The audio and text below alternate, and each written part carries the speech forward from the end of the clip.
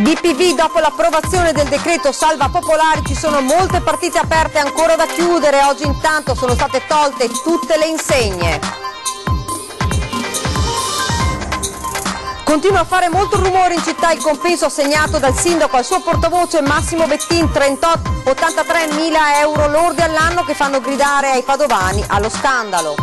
Attimi di altissima tensione oggi a Ponzano nel corso del sit-in antiprofughi promosso dalla Lega Nord. Si è temuto il peggio con le forze dell'ordine pronte ad intervenire in diverse occasioni. Lettera anonima al sindaco di Colonia accusato di essere poco accogliente con i migranti. Ti faremo fare la fine dei profughi, indagini dei carabinieri.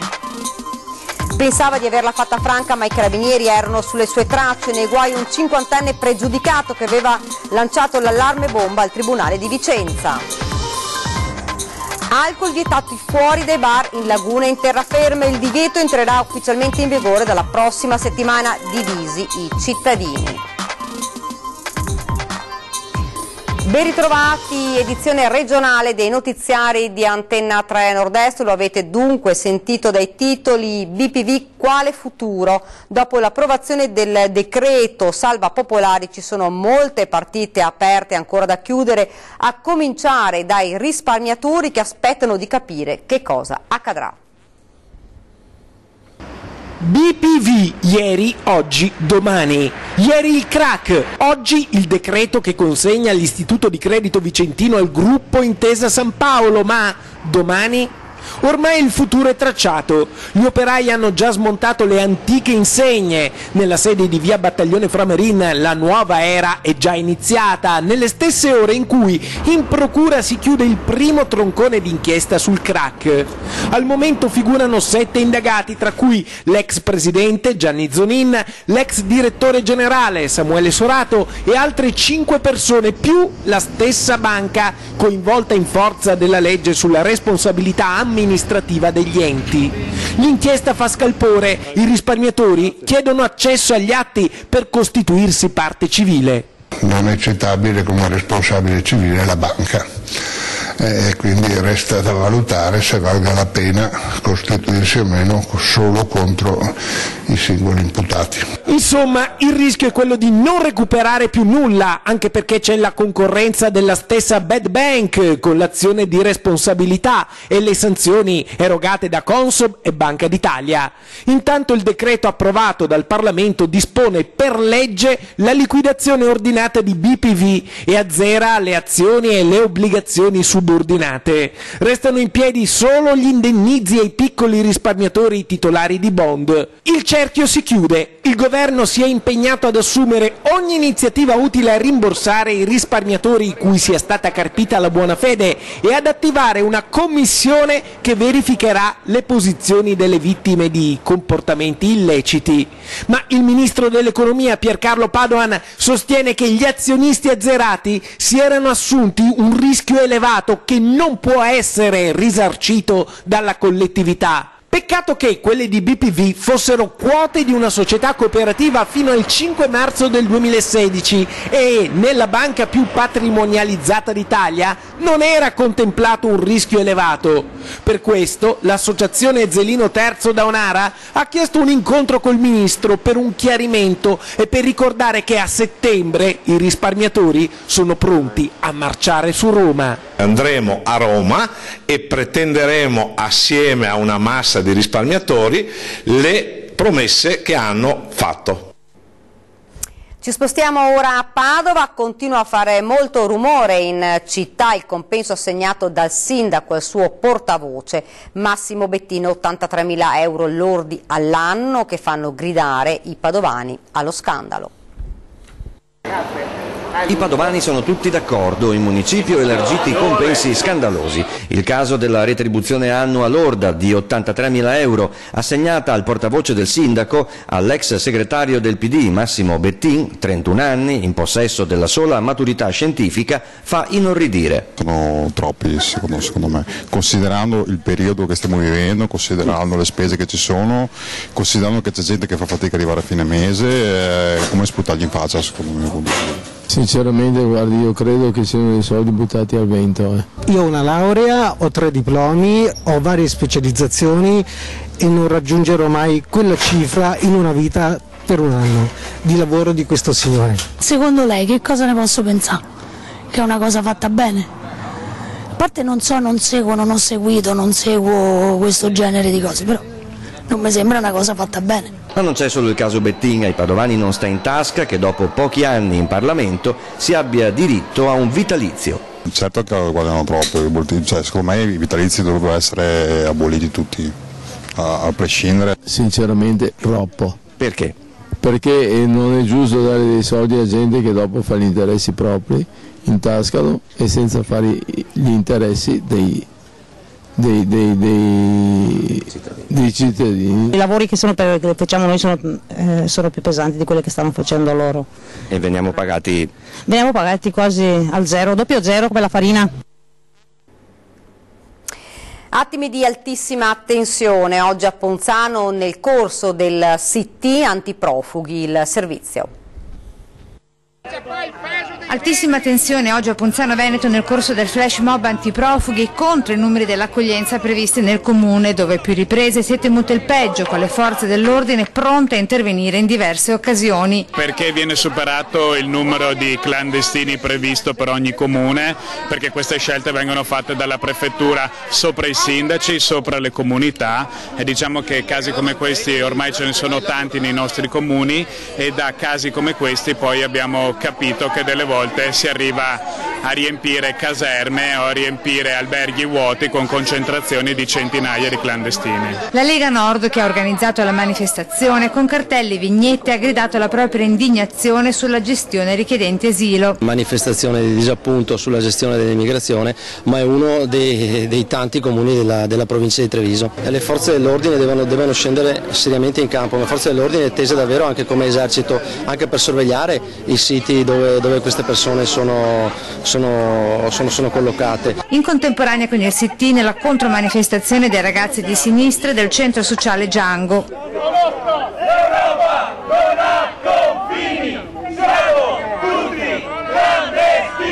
Siamo stufi che ci siano persone che liberamente in Italia possono farsi la loro campagna elettorale sulle disgrazie, sulla povertà e sulla morte delle persone, e non lasceremo spazio da nessuna parte a questo tipo di iniziative. E tra insulti ed offese di ogni tipo agli scontri ci è mancato davvero pochissimo.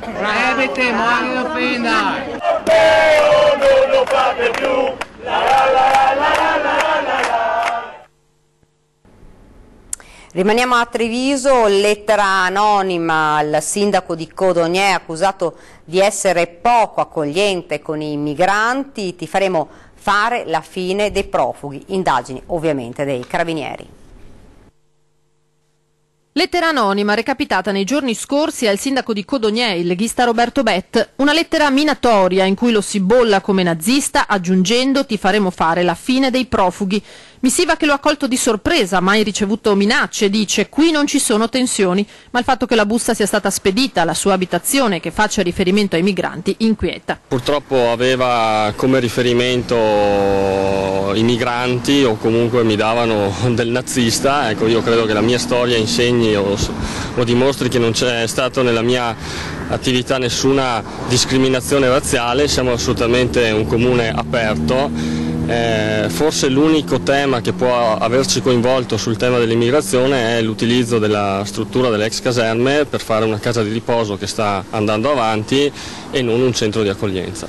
Ex caserme ormai in abbandono, il fermo no del comune, oltre che lo Stato ormai fatiscente del complesso, aveva evitato che una quota di richiedenti asilo venisse destinata anche a questo territorio. E noi non è che non abbiamo rifiutato l'accoglienza, noi abbiamo detto che la struttura delle ex caserme va utilizzata per i nostri cittadini. E forse questo ha attirato le ire di qualcuno, anche se Bett non ha idea di chi possa essere stato. Sinceramente non lo so, i carabinieri hanno ricevuto la denuncia, hanno ricevuto la lettera, adesso stanno facendo le indagini. Credo che ci sia in questo momento una tensione sul tema dell'immigrazione, sul tema, insomma, su questi temi, che forse sta andando un po' sopra le righe, e magari qualcuno si è sentito di scrivermi una lettera di offese che è veramente gratuita. Pensava di averla fatta franca, ma i carabinieri erano sulle sue tracce nei guai. Un 50enne pregiudicato che aveva lanciato l'allarme al Tribunale di Vicenza.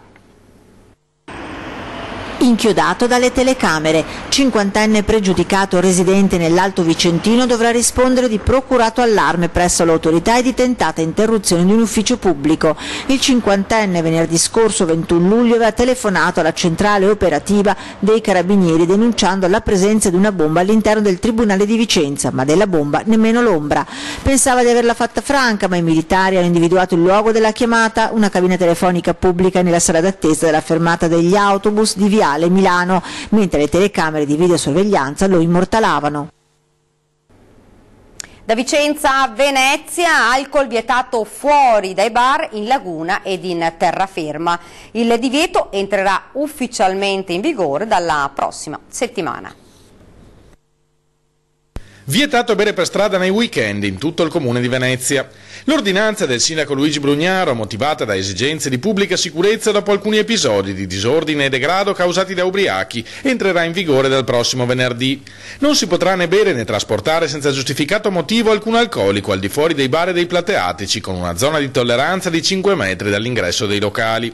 Il divieto sarà valido nelle giornate di venerdì, sabato e domenica dei mesi di agosto, settembre e ottobre, dalle 18 fino alle 8 del giorno successivo. L'ordinanza sindacale sfrutta le nuove possibilità legislative offerte dal decreto Minniti. Era necessaria, sostengono dalla Giunta, per rispondere ai casi di gruppi di persone, anche molto giovani, arrivate già ubriachi in alcuni locali pubblici, tanto da rendere necessario il ricorso a cure ospedaliere o di veri e propri tour alcolici in occasione di eventi come addio al celibato o al nubilato. Un'ordinanza simile, ricordano, era già stata sperimentata l'anno scorso dopo aver ascoltato le richieste di aiuto dei cittadini di Campo Santa Margherita e zone limitrofe, ottenendo un positivo riscontro. Ora è stato deciso di estendere il divieto a tutta la città nell'ottica di tutelare il decoro e salvaguardare l'incolumità dei cittadini. Un provvedimento che ha già cominciato a far discutere la cittadinanza, quasi equamente divisa tra favorevoli e contrari. È un provvedimento giustissimo. Okay.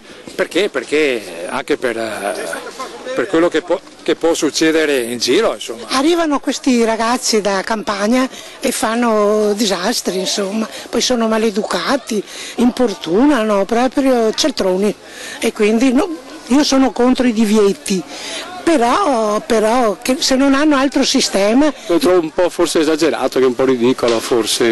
Con i divieti non si risolvono le cose, si risolvono con l'educazione secondo me, con la prevenzione, ma non con questi sistemi. Insomma. Mamma mia, a piedi, no, a piedi un bicchiere di vino ci sta. Un cocktail o un aperitivo può andare bene, è il limite che non va bene. E ora vietate beve in strada perché si imbriaca ai fiori. Uno che gassa durante il giorno e se porta anche una bottiglietta di acqua, ma uno che di sera se tu hai bottigliette per andare a sentarsi sulla panchina ha qualche altra idea per la testa. Quindi è giusto vietare? Sì, sì, chi vieta. E tutti i supermercati chiudiamo alle 6 e tutti chiudono alle 6 allora. Ma mi faccia il piacere, non funzionerà mai. Io vedo che il vino non mi piace, so stemmi ed è giusto che non si beve perché si fanno solo danni. Quindi siccome lei è astemia, giustamente nessuno deve bere? Sì. Mi sembra giusto. Beh, dipende come uno beve, se uno beve una birretta non succede niente, se strabeve è una questione difficile, come si fa a quantificare, hai capito? Quindi vietiamo tutto come dice il sindaco? No, tutto no, ci vuole sempre un certo equilibrio, una via di mezzo, no? Non sono embriaga perché io bevo spritz, ho casa più contenta, non so, ho fatto festa. L'anticorruzione a Palazzo Moroni a Padova, prima tegola molto pesante sulla giunta di Sergio Giordani. L'autorità nazionale anticorruzione ha chiesto tutti i documenti dei lavori eseguiti dalla giunta Bitonci allo stadio plebiscito, denunciate irregolarità. Un fatto gravissimo, il primo caso nella storia del comune di Padova. L'ANAC, l'autorità nazionale anticorruzione, ha chiesto alla neo-amministrazione comunale tutti gli atti relativi ai lavori effettuati allo stadio plebiscito. Un'iniziativa che fa seguito a un esposto presentato nell'ottobre scorso dall'allora consigliere comunale del PD, oggi assessore, Andrea Michalizzi.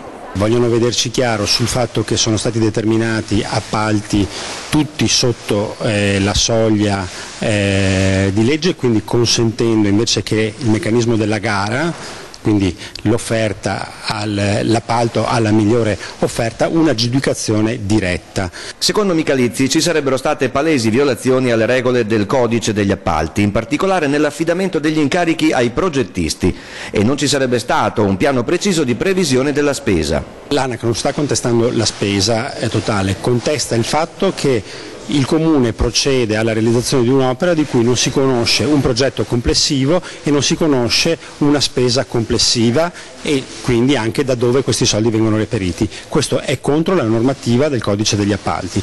Al plebiscito non verranno spesi altri soldi pubblici, assicura l'assessore allo sport Bonavina. Gli interventi fatti dalla Giunta Bitonci erano doverosi per la messa in sicurezza e per gli standard di uno stadio per il rugby, anche se da settembre l'impianto sarà utilizzato anche da altre squadre di altre discipline. Resta l'amarezza per l'indagine in corso. Sinceramente è fastidioso, penso per tutti i cittadini padovani, ma è fastidioso anche per me, per noi, per il sindaco, che da 20 giorni che siamo a Palazzo Moroni e siamo già costretti ad aprire i cassetti per una istruttoria da parte di un'autorità così importante come quella dell'anticorruzione. Durante un giro assieme sotto la Croda Mandrino, usciti dal sentiero, marito e moglie hanno iniziato a seguire una traccia finché l'uomo, 57 anni di mira, ha perso l'equilibrio ed è scivolato in un canale laterale ruzzolando per una trentina di metri. Mentre la compagna era bloccata in alto, lui stesso è riuscito a dare l'allarme al 118 che ha inviato l'elicottero del suo MDP di Cadore. Individuato dopo una breve ricognizione, l'eliambulanza ha sbarcato con un vericello medico, infermiere e tecnico del soccorso che hanno prestato le prime cure. Una volta recuperato con un verricello, l'infortunato è stato trasportato all'ospedale di Belluno con un possibile politrauma. La moglie è stata invece accompagnata a valle a piedi dopo essere stata riportata sul sentiero. Edilizia scolastica nel Trevigiano, un mese e mezzo dal rientro in classe degli studenti, gli istituti superiori attendono ancora le manutenzioni necessarie per metterli in sicurezza, ma la provincia ha il bilancio bloccato. Siamo in un assoluto disastro. Un mese e mezzo all'inizio delle lezioni, fissato dal calendario scolastico regionale per il 13 settembre, ma per gli studenti delle superiori il rientro in classe rischia di riservare delle sorprese. Il bilancio dell'ente provincia è ancora da approvare a causa del contenzioso con il comune di Treviso per lo svincolo della fideiussione sulla cessione del palazzo della prefettura. Ancora da utilizzare anche i 500.000 euro accantonati per tamponare l'emergenza scuole, ma sarebbero comunque pochi. La lista degli interventi prevedeva spese per almeno 3 milioni, un conto destinato a diventare sempre più salato. Qui a Conegliano abbiamo il Dacollo, che è un'ala appunto della palestra, una scala, sta perdendo appunto dei pezzi di vetro e cemento. Lì c'è da intervenire e credo che la spesa possa partire dai 10 fino ai 40.000 euro. In questo momento non siamo nelle condizioni di tirare fuori neanche un centesimo. Eccole le transenne al Dacollo, per terra i pezzi di vetro cemento che hanno ceduto uno degli istituti superiori di più recente costruzione in città, datato 1995. D'altro canto 22 anni non sono pochi, edifici che hanno bisogno di manutenzioni radicali, ma se il governo non risolverà il nodo province, assegnando loro oltre che delle competenze anche dei fondi, a pagare saranno i ragazzi che in classe ci devono entrare ogni giorno. Il rischio per i ragazzi di arrivare in classe è di trovare magari che siamo costretti a chiudere, perché valutavamo anche poco fa con il presidente Stefano Marcon che se ci fosse, parlando con l'assessore qui di Conegliano, ci fosse appunto la necessità, ci vedremo costretti a chiudere anche delle scuole o delle parti di scuola, perché se non abbiamo il quattrino per mettere a posto vuol dire che noi dobbiamo garantire soprattutto l'incolumità di studenti e professori. E allarme migranti, i comuni sono al collasso, il rischio è sociale. Achille Variati, il sindaco di Vicenza, scrive al premier Gentiloni, mentre nel capoluogo iberico l'estate è sempre più bollente, ma per i cittadini non basta una lettera, serve qualcosa di più. Più che calda, bollente. L'estate di Vicenza, tra liti e accoltellamenti tra migranti, nuovi arrivi di richiedenti asilo e migranti economici, si fa sempre più difficile. Il primo cittadino Achille Variati annuncia il Comitato per l'Ordine Pubblico e la Sicurezza, dal quale dovranno uscire misure precise per far fronte al degrado. Dall'altro prende carta e penna e scrive al premier Gentiloni. Il carico di migranti per Vicenza e per i comuni in genere, scrive, ha superato il limite. Il rischio ora è sociale. e il primo cittadino nella missiva chiede che il calice amaro dell'accoglienza venga allontanato dai primi cittadini. E se i vicentini concordano sul fatto che la situazione ormai è al limite, si dividono invece sulla decisione del sindaco di scrivere al Premier. Poteva fare prima. Non aspettare fino a questo momento dove la piaga si sta allargando sempre di più. Fa bene a scrivere perché il malcontento ovviamente c'è, dovrebbero trovare una soluzione a livello nazionale comunque, se non europeo. Certe decisioni non bisognerebbe prenderle così solo con interesse elettorale e basta. Segnalare la situazione nel proprio territorio è sempre una cosa buona, certo poi bisogna trovare delle soluzioni intelligenti. È stato assolutamente fatto, però siccome adesso inizia la campagna elettorale e quindi ci addentriamo nella politica, non si fa niente senza poter in qualche maniera pensare ad avere un fine politico. In attesa che Roma batta un colpo, l'insofferenza tra la gente per situazioni al limite si fa sempre più alta. Ci mancava solo che andasse anche il Parco Querini, che non è per fortuna come ha detto il Campomarzio, però è una cosa che distrugge le famiglie. Campomarzio piuttosto che Viale Roma, zona stazione, si sa. C'è un certo lassismo nel controllo, ma non è con delle decisioni drastiche che si risolvono. Bisogna fare una politica sul territorio un po' più continua. Sta diventando una situazione proprio insostenibile Vicenza. Che mettano pure i militari, perché a questo punto qua la gente vuole salvaguardare l'incolumità, la salute e la libertà di girare. Ci spostiamo nel Veronese, dove nel pomeriggio di ieri i carabinieri della stazione di Zevio hanno arrestato un operaio 54enne italiano incensurato. I militari, che da qualche tempo stavano controllando a distanza l'uomo e i suoi colleghi, tutti operai dipendenti della stessa ditta, a causa di alcuni ammanchi anomali segnalati dalla proprietà, una società con sede a Palù, nel corso di un servizio mirato, lo hanno fermato all'esterno dell'azienda. Nel corso della perquisizione i militari dell'Arma hanno trovato nella sua auto del materiale elettronico sottratto alla società. I successivi controlli effettuati presso l'abitazione dell'individuo hanno inoltre consentito il ritrovamento di ulteriore materiale per un valore complessivo di 8.000 euro. Al termine degli accertamenti di rito l'operaio è stato posto agli arresti domiciliari in attesa del processo. Ed ora siamo a Venezia, è spuntato un video, i gondolieri contro borseggiatrici.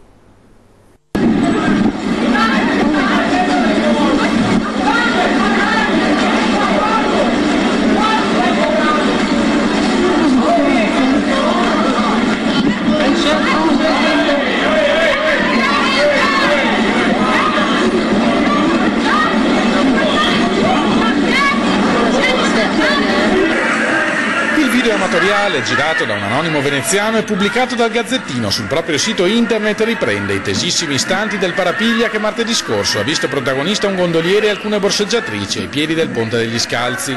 Le immagini confermano il racconto degli stessi Pope. Gli inviti rivolti alle borseggiatrici a lasciare in pace i turisti hanno scatenato la loro furiosa reazione. Parole grosse sono volate da entrambe le parti, poi il lancio di una bottiglia di vetro alla volta del gondoliere. Un documento in presa diretta che si aggiunge alle altre testimonianze del clima di tensione vissuto quotidianamente in quella zona della città.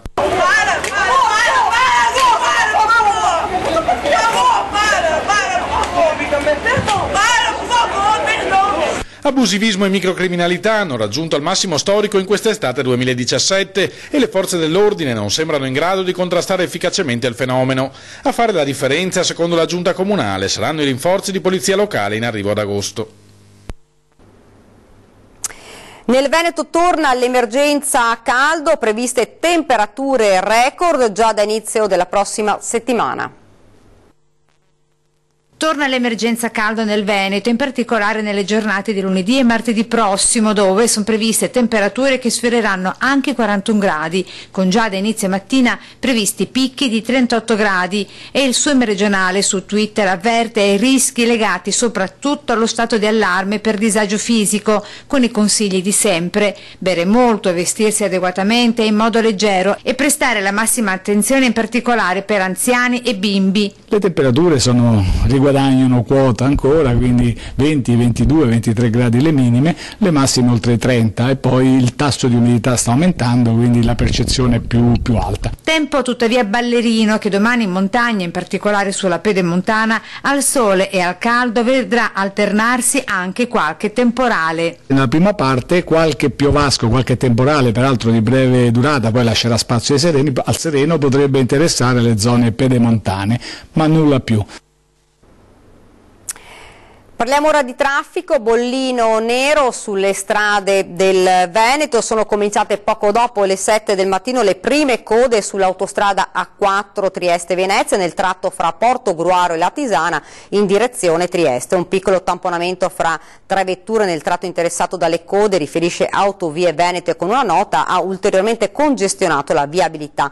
Rallentamenti e code a tratti hanno interessato praticamente tutta l'autostrada in direzione Trieste fra San Donà di Piave ed il bivio di Palmanova all'altezza dell'interconnessione fra l'autostrada A4 e l'autostrada A23 Palmanova-Tarvisio.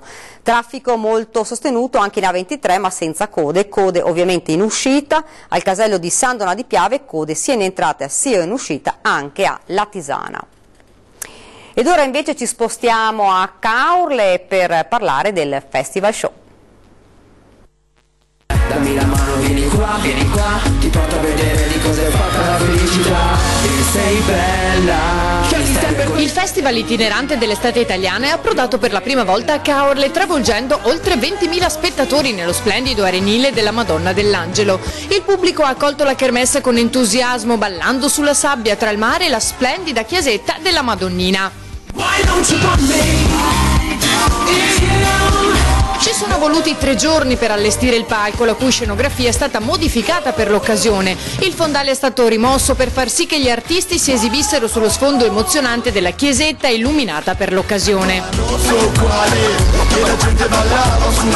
Tanti gli artisti che si sono sfidati sul palco, da Raffa Michele Bravi, Nina Zilli, Anna Tatangelo e molti altri. Anche l'assessore al turismo Zusso è salita sul palco di Festival Show per salutare le migliaia di turisti. Nelle prossime settimane sarà la volta di Bibione e Jesolo Lido.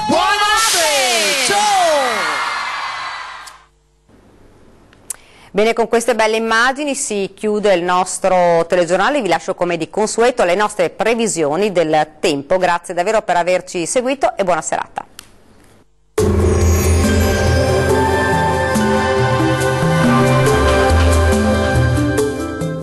Da Vittorino, panificio, caffetteria, paninoteca e pub, aperto dalle 4:30.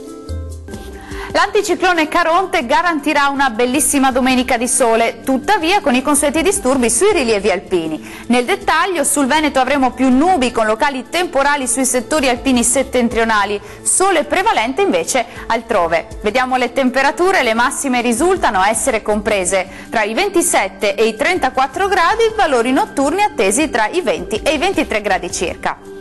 Che tempo farà invece sul Friuli Venezia Giulia? Qui sole prevalente, da evidenziare tuttavia più nubi e qualche temporale pomeridiano sulle aree più a ovest. Temperature massime comprese tra i 29 e i 32 gradi, valori notturni attesi tra i 20 e i 21 gradi circa. Raggiungiamo infine il Trentino Alto Adige, locali addensamenti e brevi temporali pomeridiani sui confini centro-orientali, bel tempo soleggiato invece sul resto della regione. Temperature massime comprese tra i 32 e i 34 gradi, valori notturni intorno ai 22 gradi circa. Il mare sarà generalmente poco mosso e venti deboli sudorientali. Bene, questo aggiornamento è giunto al termine, arrivederci.